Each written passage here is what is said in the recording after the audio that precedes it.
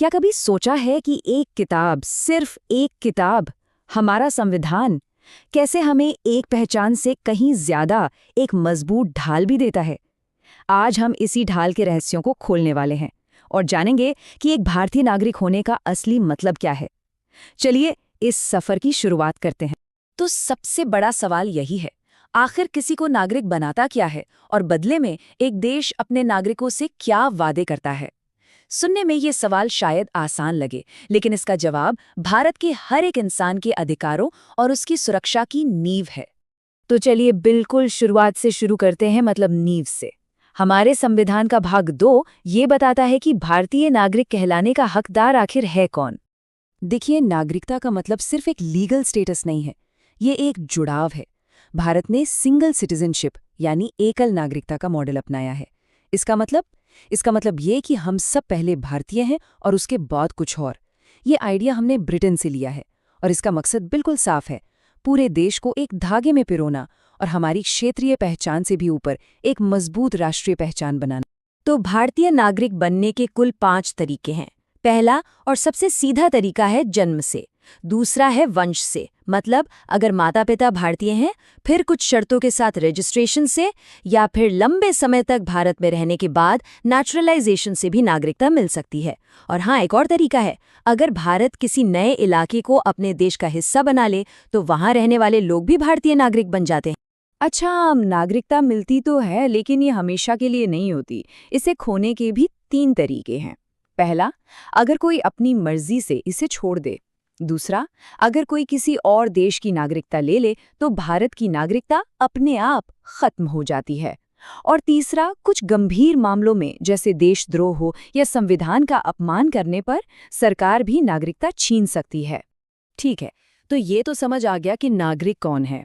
पर अब आता है असली सवाल, एक देश अपने नागरिकों को क्या सुरक्षा देता है? और यहीं एंट्री होती है हमारे मौलिक अधिकारों की, हमारी सबसे मजबूत ढाल की।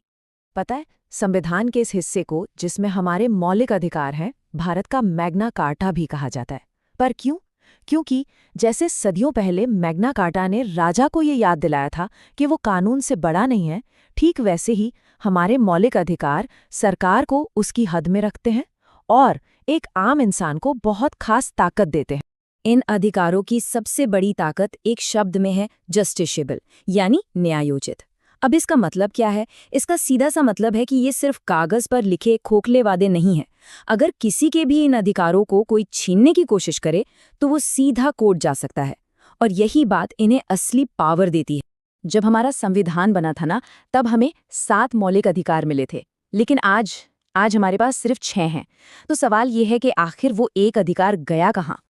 आज जो हमारे पास 6 गारंटियां हैं वो ये हैं: समानता का अधिकार, स्वतंत्रता का अधिकार, शोषण के खिलाफ अधिकार, धर्म की स्वतंत्रता का अधिकार, सांस्कृतिक और शिक्षा से जुड़े अधिकार, और इन सबसे ऊपर वो अधिकार जो इन सभी अधिकारों की रक्षा करता है, संवैधानिक उपचारों का अधिकार।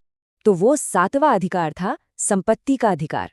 1978 में इसे मौलिक अधिकारों की लिस्ट से हटा दिया गया। ऐसा क्यों किया गया? वजह थी विकास और एक व्यक्ति के अधिकार के बीच एक बैलेंस बनाना। आज ये एक कानूनी अधिकार है, मतलब सरकार पब्लिक प्रोजेक्ट्स के लिए सही मुआवजा देकर जमीन ले तो सकती है, लेकिन अब ये कोई फंडामेंटल राइट नहीं है। तो चलिए अब इस ढाल के अंदर झांक कर देखते हैं और कुछ सबसे जरूरी अधिकारों को थोड़ा और करीब से समझते हैं। शुरुआत करते हैं उस अधिकार से जो हमारे लोकतंत्र की जान है, समानता का अधिकार। आर्टिकल 14 में समानता के 2 पहलू हैं, बड़े दिलचस्प। पहला है, कानून के सामने सब बराबर हैं, मतलब कोई कितना भी बड़ा क्यों ना हो, कानून सबके लिए एक है। दूसरा है, कानून का समान संरक्षण। इसका मतलब है कि एक जैसी सिचुएशन में लोगों के साथ एक जैसा ही बर्ताव होगा। और सबसे इंटरेस्टिंग बात यह है कि यही दूसरा सिद्धांत सरकार को ये ताकत देता है कि वो उन लोगों के लिए रिजर्वेशन जैसे पॉजिटिव कदम उठाएं जो पीछे रह गए हैं, ताकि समाज में असली समानता आ सके। समानता के बाद जो सबसे जरूरी चीज है वो है आज़ादी। ये उन अधिकारों का एक पूरा सेट है जो किसी भी इंसान को सोचने, अपनी बात रखने और अपनी जिंदगी अपने तरीके से जीने की आज़ादी देता है। आर्टिकल 19 में जो 6 आज़ादियां दी गई हैं ना, उन्हें कहानी की तरह समझना सबसे आसान है। सोचिए, मन में ख्याल आया तो उसे बोलने की आज़ादी है, लोगों को बात पसंद आई तो शांति से इकट्ठा होने की आज़ादी है। फिर आप एक ग्रुप बना सकते हैं यानी एसोसिएशन, अपनी बात को पूरे देश में फैला सकते हैं, मतलब कहीं भी घूम सकते हैं, कहीं कोई जगह अच्छी लगी तो वहाँ बस सकते हैं और फिर पेट पालने के लिए कोई भी काम या प्रोफेशन अपना सकते हैं। ये है एक आज़ाद नागरिक के जीवन का पूरा सर्कल। लेकिन यहाँ एक बहुत ज़रूरी बात है, ये आज़ादियाँ अनलिमिटेड नहीं हैं, इन पर उचित प्रतिबंध यानी रीजनेबल रेस्ट्रिक्शंस भी हैं। मतलब बोलने की आज़ादी वहाँ ख़त्म हो जाती है जहाँ से किसी और की सुरक्षा को खतरा शुरू हो। देश की सुरक्षा, पब्लिक ऑर्डर, इन सब मामलों में सरकार इन पर रोक लगा सकती है। आखिरकार अधिकार और जिम्मेदारी ये एक ही सिक्के के दो पहलू हैं। और अब बात करते हैं आर्टिकल 21 की, जिसे कई लोग फंडामेंटल राइट्स का राजा मानते हैं। ये सिर्फ जीने का अधिकार नहीं है, बल्कि इज्जत के साथ जीने का अधिकार है। सुप्रीम कोर्ट ने समय के साथ इसका मतलब इतना बड़ा कर दिया है कि आज इसमें राइट टू प्राइवेसी, साफ हवा में सांस लेने का अधिकार और न जाने कितने ही अधिकार शामिल हो चुके हैं। तो हमारे पास अधिकार हैं, एक मजबूत ढाल भी है।